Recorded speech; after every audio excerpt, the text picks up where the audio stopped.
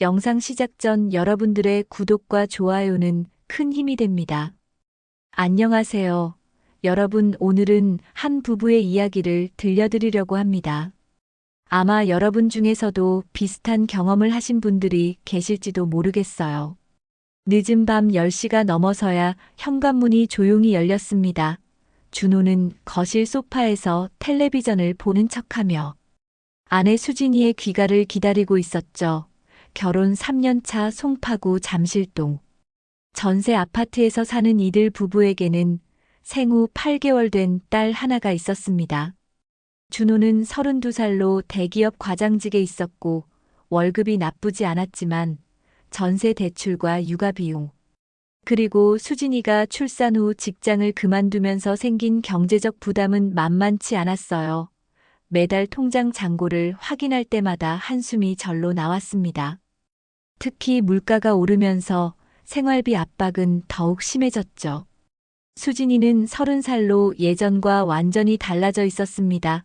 임신 전까지는 광고회사에서 일하며 활기찬 모습이었는데 출산 후 집안일과 육아에만 매달리다 보니 점점 우울해하고 예민해졌어요. 특히 경력이 단절되고 경제력을 잃은 상황에 대한 불안감이 컸죠.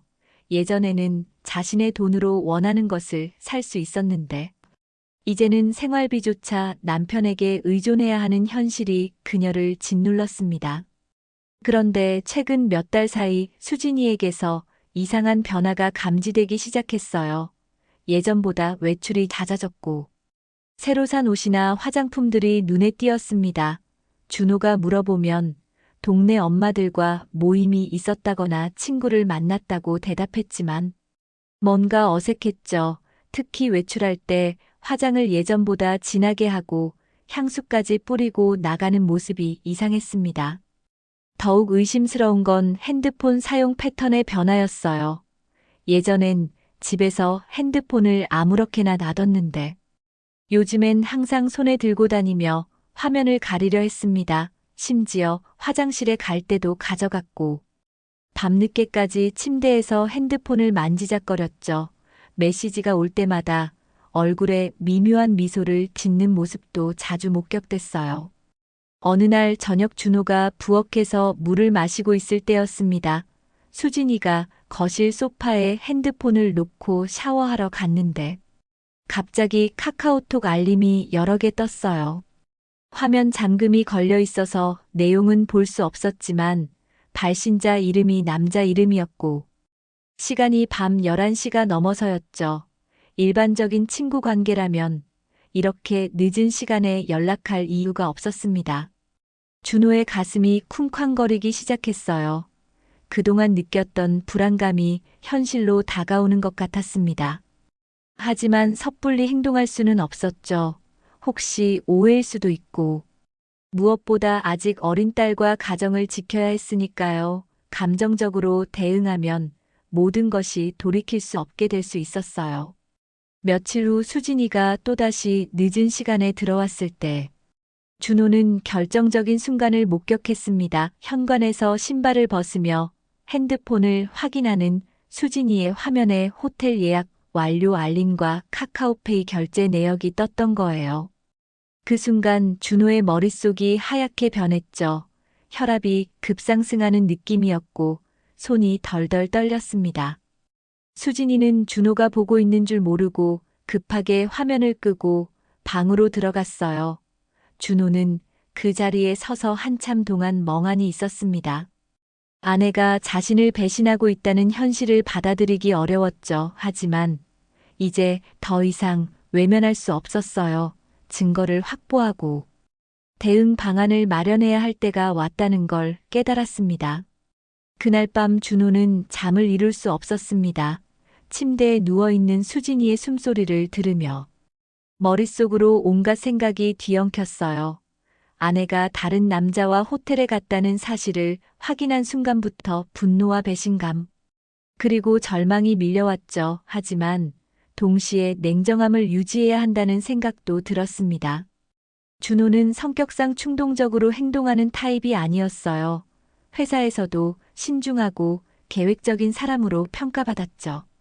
이번 상황에서도 감정에 휩쓸려 성급하게 대응하면 오히려 자신에게 불리할 수 있다는 걸 알고 있었습니다.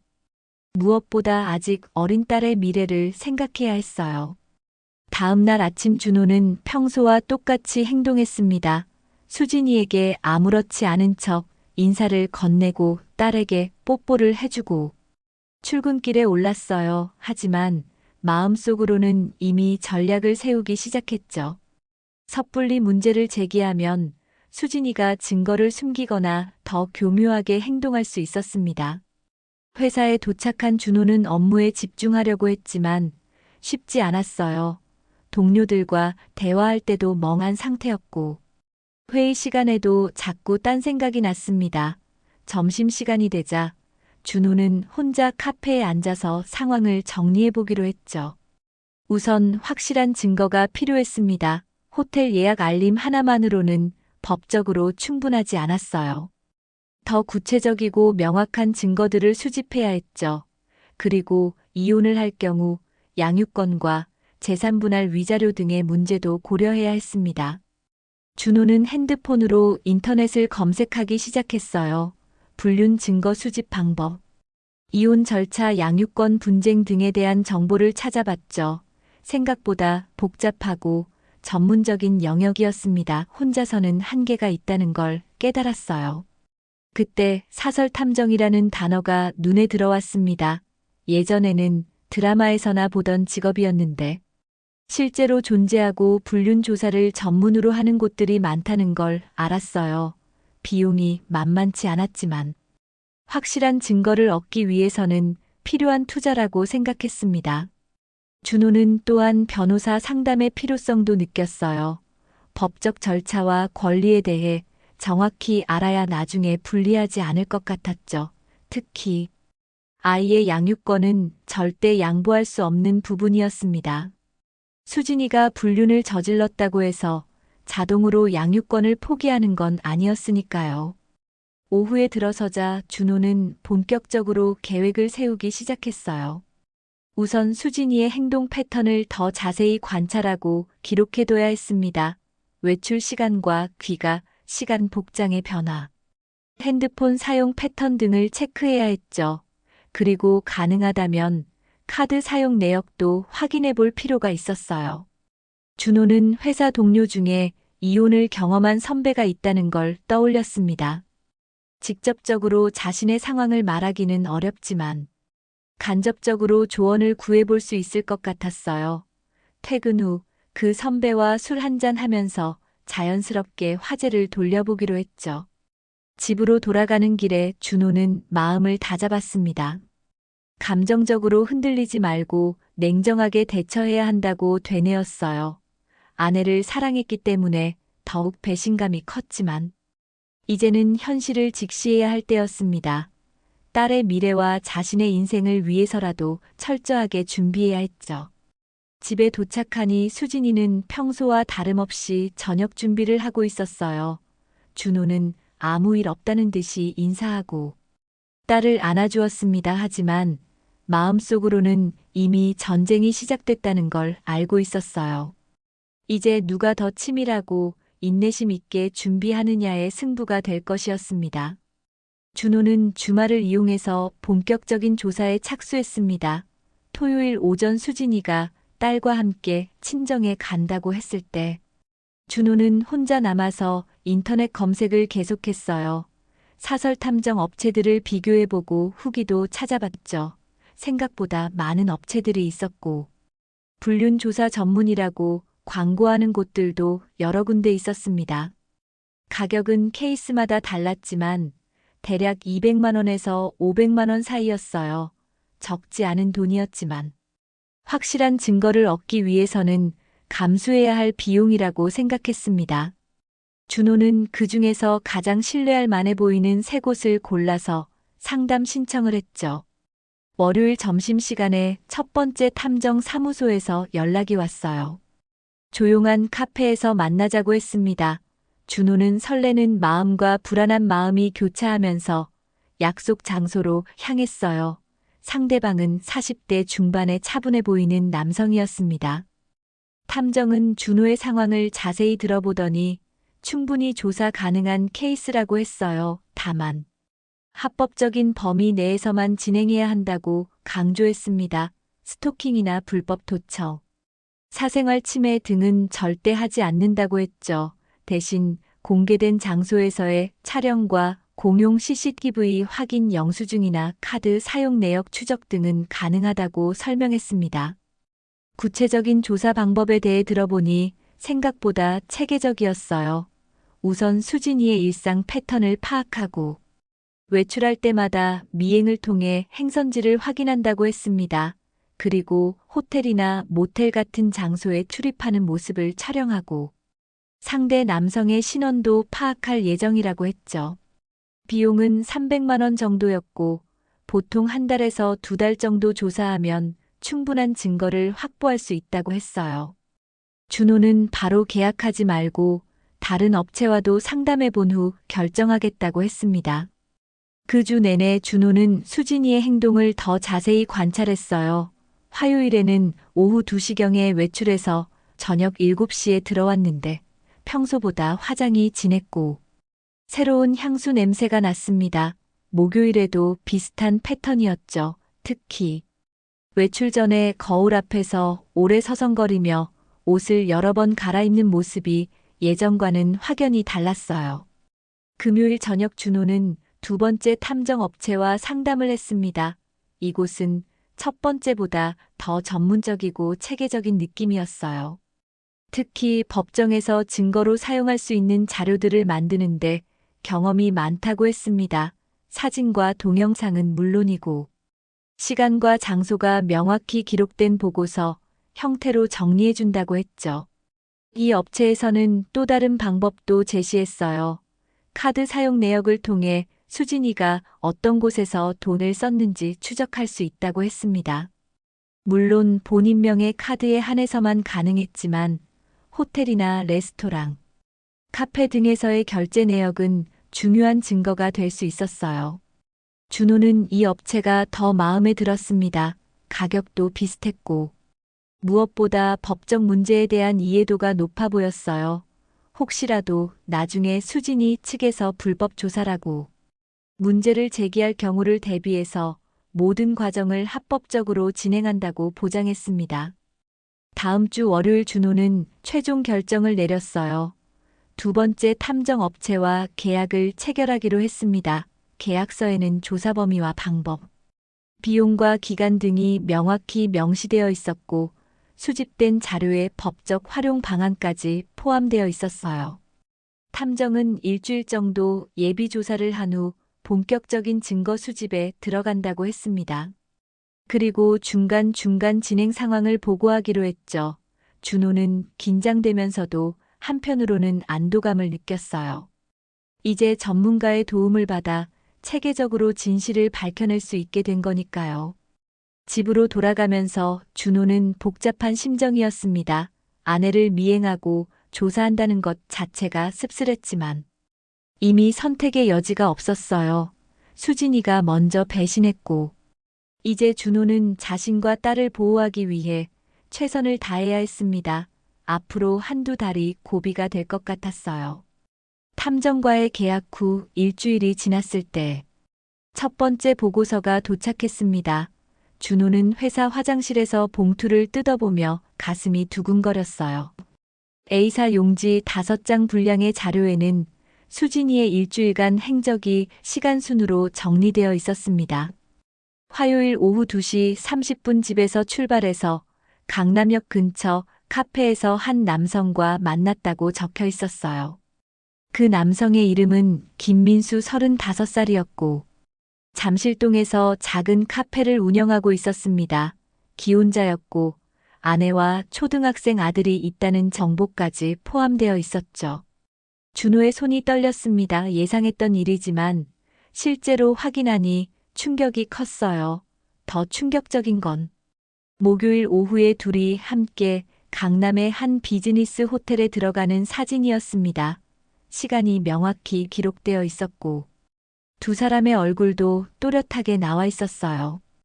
탐정은 추가로 수진이의 카드 사용 내역도 조사했다고 보고했습니다. 최근 2달간 호텔과 레스토랑에서의 결제 내역이 여러 번 확인됐어요. 특히 준호가 회사에 있는 평일 낮 시간대에 집중되어 있었죠. 금액도 평소 수진이의 소비 패턴과는 맞지 않게 큰 편이었습니다. 준호는 보고서를 보며 분노가 치밀어 올랐지만 동시에 냉정함을 유지하려고 노력했어요. 이제 확실한 증거가 있으니 다음 단계로 넘어가야 했습니다. 하지만 섣불리 폭로하기보다는 더 치밀한 계획이 필요했죠. 그날 저녁 준호는 변호사 사무실을 방문했습니다. 미리 예약을 해둔 상태였고, 이혼 전문 변호사와 상담을 받기로 했어요. 변호사는 50대 초반의 경험이 많아 보이는 여성이었습니다. 변호사는 준비해온 자료들을 꼼꼼히 살펴보더니 충분히 승산이 있는 케이스라고 말했어요. 특히 상대방이 기혼자라는 점이 유리하다고 했습니다.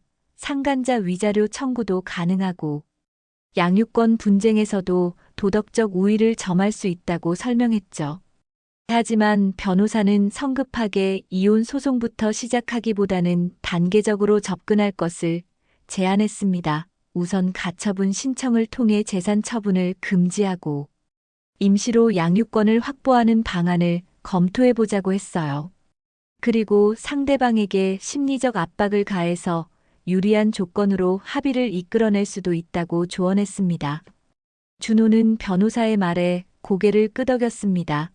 무작정 감정적으로 대응하기보다는 법적 절차를 활용해서 체계적으로 접근하는 게 맞다고 생각했어요.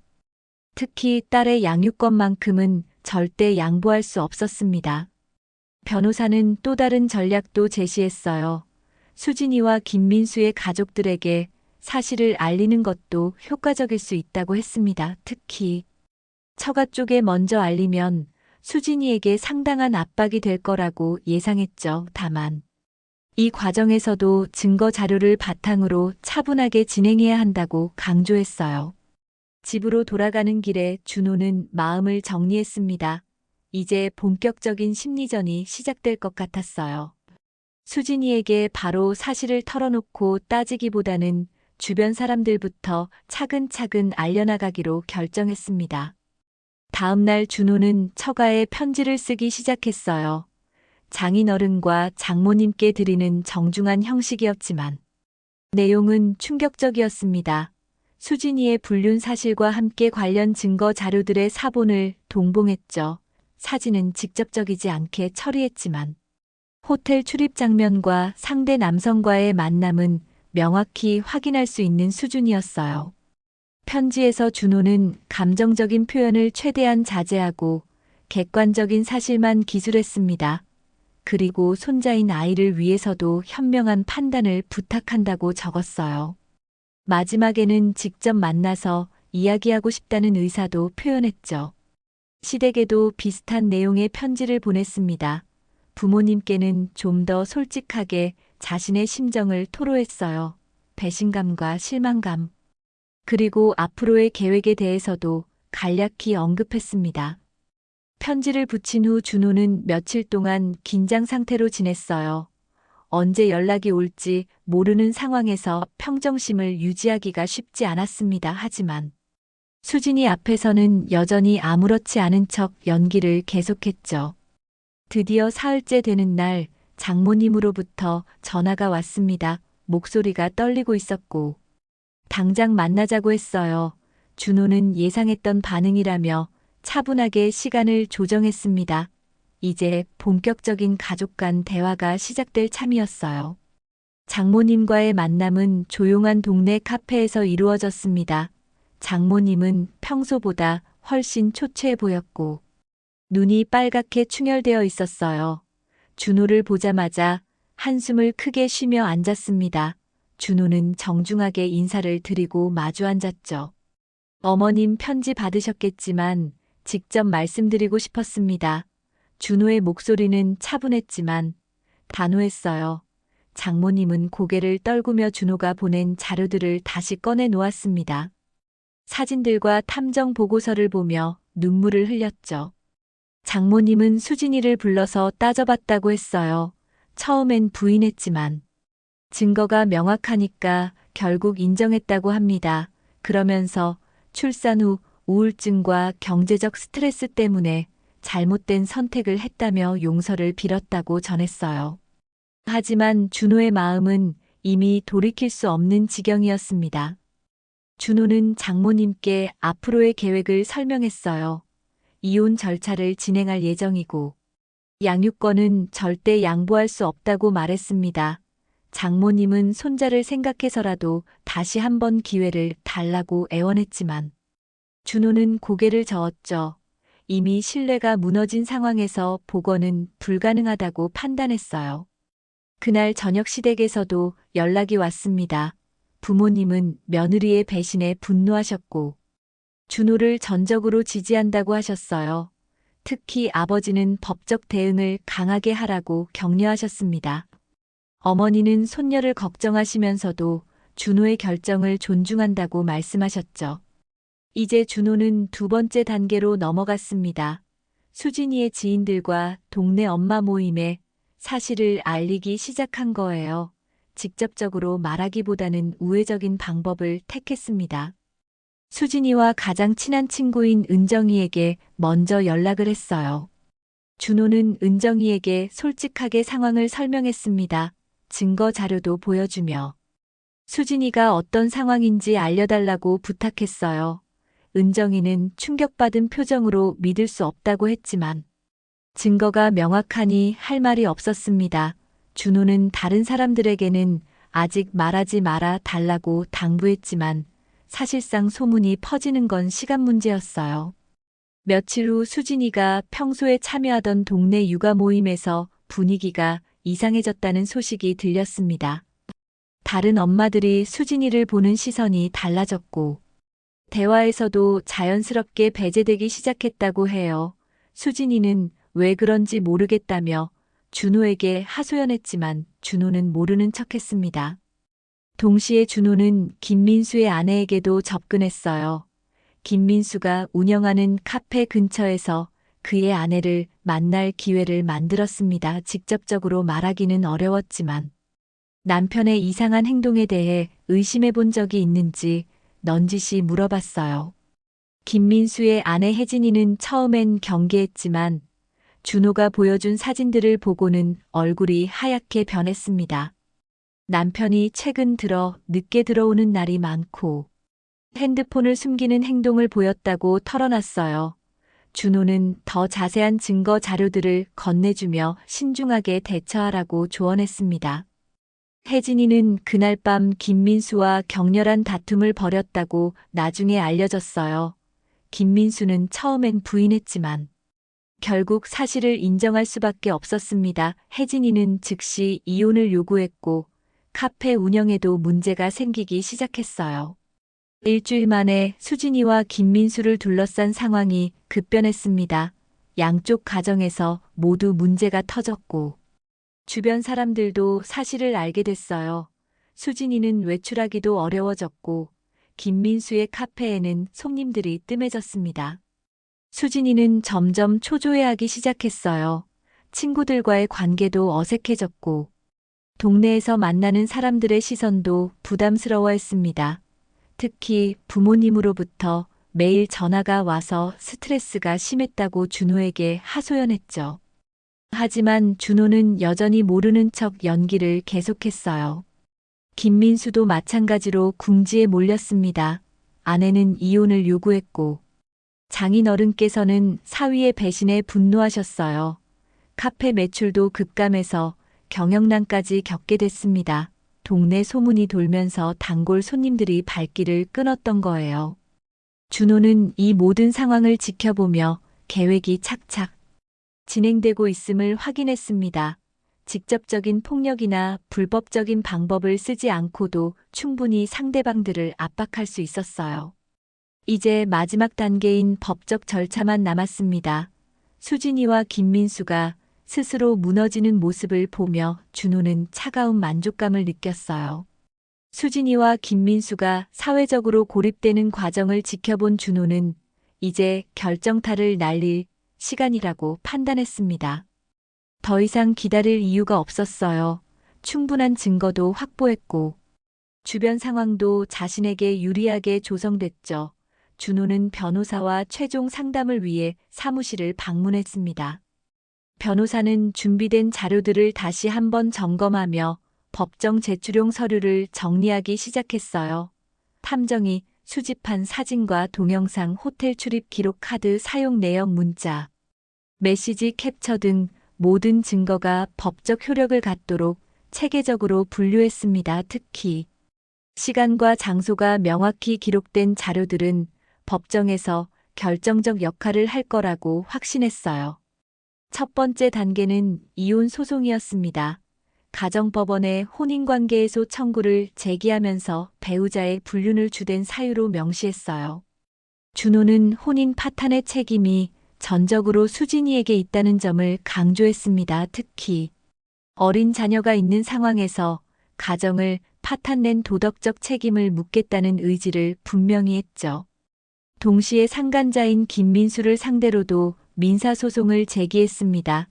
타인의 혼인관계를 침해했다는 이유로 위자료 3천만 원을 청구했어요. 김민수 역시 기혼자이면서 고의적으로 다른 사람의 가정을 파탄 낸 행위는 충분히 처벌받을 만하다고 생각했습니다. 변호사도 승산이 있다고 판단했어요. 가장 중요한 건 가처분 신청이었습니다. 수진이가 재산을 빼돌리거나 숨기는 것을 방지하기 위해 재산 처분 금지 가처분을 신청했어요. 공동 명의로 된 예금 계좌와 적금, 주식 등을 일시적으로 동결시키는 조치였습니다.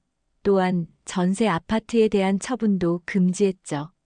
양육권 확보를 위한 임시처분 신청도 병행했습니다. 준호는 수진이의 불륜 행위가 자녀에게 정서적 악영향을 미칠 수 있다는 점을 간조했어요. 특히 불륜 상대와 만나는 동안 아이를 방치했다는 사실도 중요한 근거로 제시했습니다. 법원에서 임시로라도 양육권을 인정받으면 유리한 고지를 점할 수 있었어요.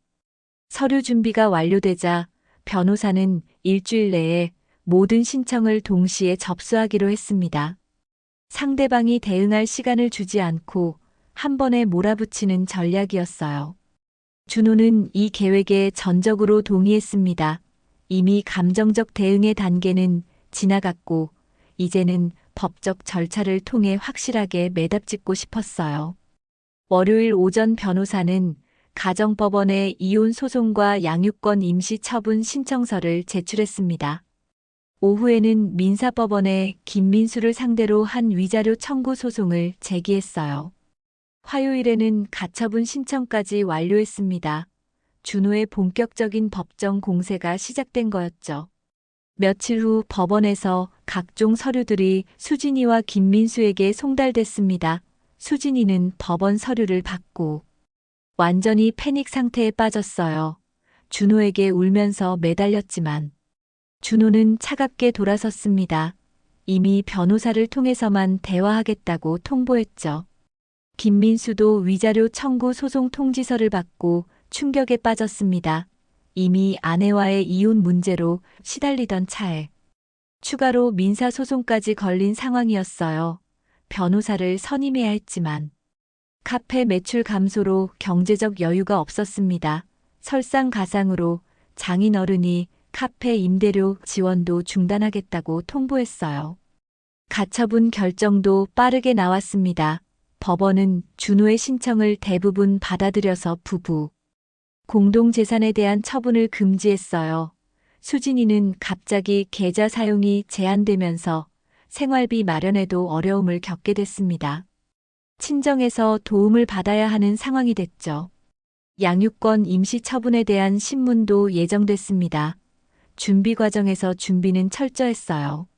수진이가 불륜 관계를 유지하는 동안 아이 돌봄을 소홀히 했다는 증거들을 추가로 수집했습니다. 어린이집 하원 시간이 늦어진 기록이나 아이가 혼자 있었던 시간들을 입증할 자료들이었어요. 법원에서는 수진이 측 변호사와 치열한 공방이 벌어질 예정이었습니다. 수진이는 산후 우울증과 경제적 스트레스를 이유로 선처를 호소할 계획이었어요. 하지만 준호 측에서는 그런 어려움이 있더라도 불륜이 정당화될 수는 없다는 입장이었습니다. 김민수의 상황은 더욱 악화됐어요. 아내 혜진이는 이미 이혼 조정 신청을 했고 시댁에서도 완전히 등을 돌렸습니다. 카페 운영도 한계 상황에 이르렀고 대출 상환에도 문제가 생기기 시작했어요. 주변 상권에서도 소문이 나면서 완전히 고립된 상태가 됐습니다. 준호는 이 모든 과정을 지켜보며 차분한 만족감을 느꼈습니다. 감정적으로 폭발하거나 불법적인 방법을 쓰지 않고도 충분히 상대방들을 궁지로 몰아넣을 수 있었어요. 법과 제도를 활용한 정당한 복수가 진행되고 있었습니다. 이제 법정에서의 최종 판결만 남았죠. 첫 번째 재판 기일이 다가왔습니다. 준호는 정장을 단정히 차려입고 변호사와 함께 가정법원에 출석했어요. 반대편에는 초췌해진 모습의 수진이가 자신의 변호사와 앉아 있었습니다. 법정 분위기는 무겁고 긴장감이 흘렀죠. 재판장은 먼저 이혼 사유에 대해 질문했습니다. 준호 측 변호사는 체계적으로 증거를 제시하기 시작했어요. 호텔 출입 사진부터 카드 결제, 내역 문자 메시지 캡처까지 모든 자료가 법정에 공개됐습니다. 특히 김민수와 함께 찍힌 사진들은 변명의 여지가 없을 정도로 명확했어요. 수진이 측 변호사는 산후 우울증을 주요 변론 근거로 내세웠습니다. 출산 후 극심한 우울감과 경제적 압박감으로 인해 일시적으로 잘못된 판단을 했다고 주장했어요. 또한 남편의 관심 부족과 육아, 스트레스도 원인 중 하나라고 억지 주장을 펼쳤습니다. 하지만 재판부의 반응은 차가웠죠. 준호는 증인으로 출석해서 담담하게 자신의 입장을 밝혔습니다. 아내를 사랑했고 가정을 지키기 위해 최선을 다했지만 배신당했다고 증언했어요. 특히 어린 딸이 있는 상황에서 불륜을 저지른 것은 용서할 수 없는 행위라고 강조했습니다. 목소리에는 분노보다는 깊은 실망감이 배어 있었어요. 양육권 관련 신문에서는 더욱 치열한 공방이 벌어졌습니다. 준호 측에서는 수진이가 불륜 상대와 만나는 동안 아이를 방치했다는 증거들을 제시했어요. 어린이집 하원 시간, 지연 기록과 베이비시터를 급하게 구한 기록들이 모두 법정에 공개됐습니다. 수진이는 증언대에서 눈물을 흘리며 자신도 아이를 사랑한다고 호소했어요. 잠시 잘못된 길로 빠졌지만 이제는 반성하고 있다며 양육권만은 달라고 애원했습니다. 하지만 재판부는 냉정했어요. 불륜 기간 동안의 양육, 태만과 아이에게 미칠 정서적 영향을 우려한다고 밝혔죠. 김민수를 상대로 한 위자료 소송도 동시에 진행됐습니다. 김민수는 법정에 출석했지만 변변한 변호사도 선임하지 못한 상태였어요. 경제적 여유가 없어서 국선 변호인의 도움을 받았습니다. 준호 측에서는 기혼자이면서 고의적으로 다른 사람의 혼인관계를 파탄낸 행위의 중대성을 간조했어요. 재판 과정에서 나온 내용들이 조금씩 외부로 흘러나가기 시작했습니다. 법정은 공개되어 있고 방청객들도 있었기 때문에 완전히 비밀로 할 수는 없었어요. 특히 준호의 시댁과 처갓집 식구들이 재판을 지켜보면서 더 많은 세부 사항들이 알려졌습니다. 동네에서는 이미 소문이 돌고 있던 터라 재판 소식이 더해지면서 수진이와 김민수에 대한 시선이 더욱 차가워졌어요. 수진이가 다니던 마트나 카페에서는 사람들이 수군거리는 모습을 쉽게 볼 수 있었습니다.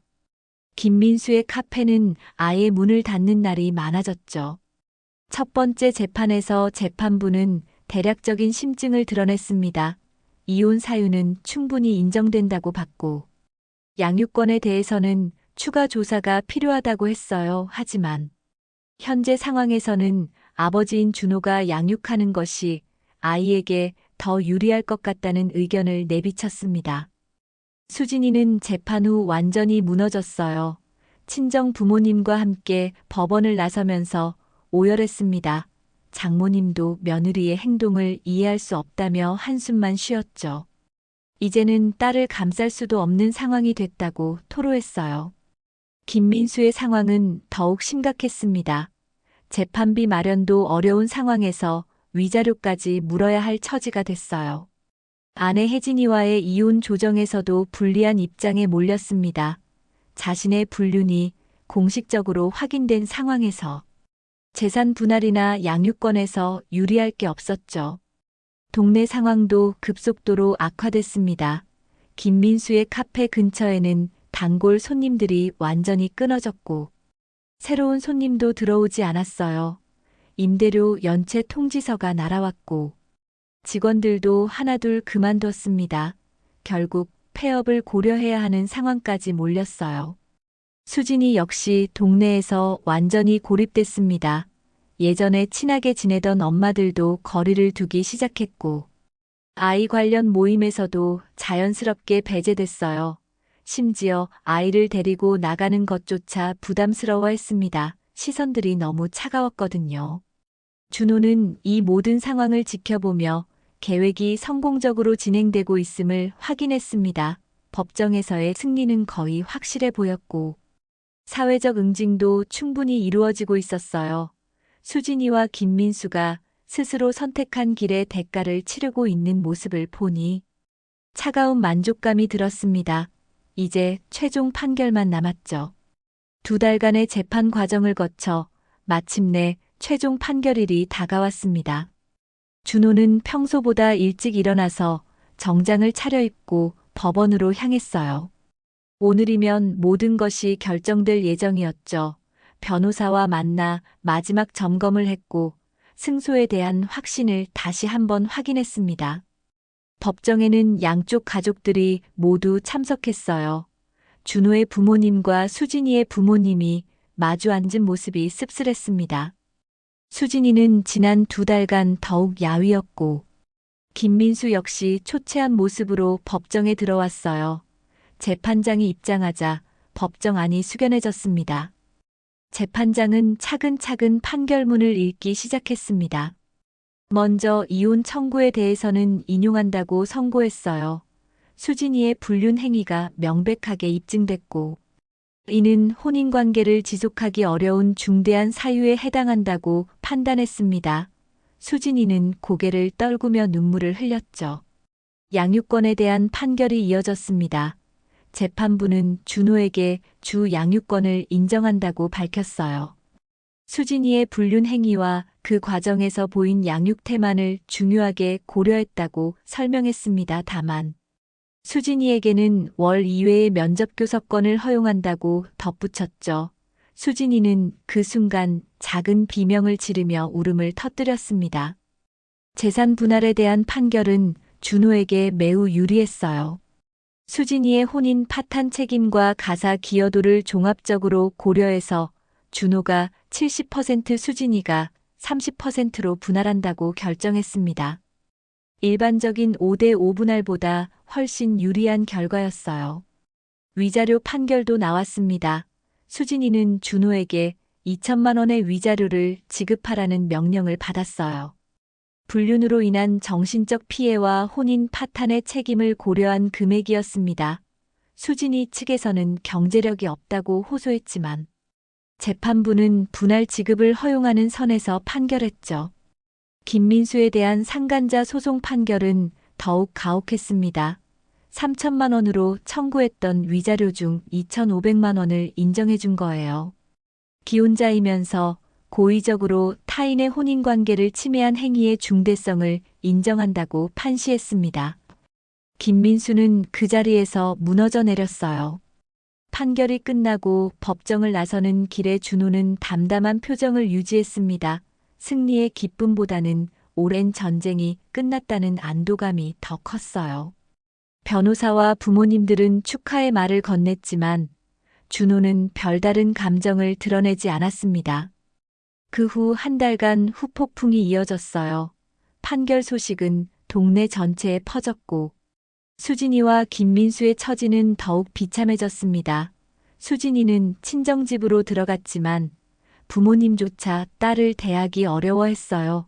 동네에서는 완전히 매장된 상태가 됐죠. 김민수의 몰락은 더욱 극적이었습니다. 위자료 2,500만 원을 마련하기 위해 카페를 급매로 내놓아야 했어요.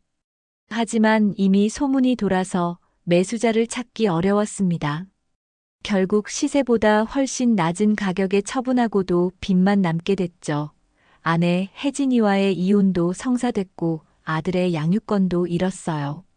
수진이는 위자료를 마련하기 위해 친정 부모님께 도움을 요청해야 했습니다. 장인어른은 크게 분노하셨지만 결국 딸을 위해 돈을 마련해 주셨어요. 하지만 그 과정에서 가족 관계는 완전히 틀어졌습니다. 수진이는 이제 친정에서도 눈치를 봐야 하는 처지가 됐죠. 준호는 딸과 함께 새로운 아파트로 이사했습니다. 전세금과 재산 분할 몫으로 여유가 생겼고 양육비 걱정도 덜었어요. 새로운 보육교사를 구해서 딸을 안정적으로 돌볼 수 있는 환경을 만들었습니다. 회사에서도 준호의 상황을 이해하고 배려해줬어요. 어느 날 준호는 딸을 안고 공원을 산책하다가 우연히 수진이와 마주쳤습니다. 수진이는 많이 변해 있었어요. 화장기 없는 얼굴은 초췌했고 옷차림도 예전과 달랐습니다. 딸을 보자 눈물을 흘리며 다가오려 했지만 준호는 조용히 자리를 피했어요.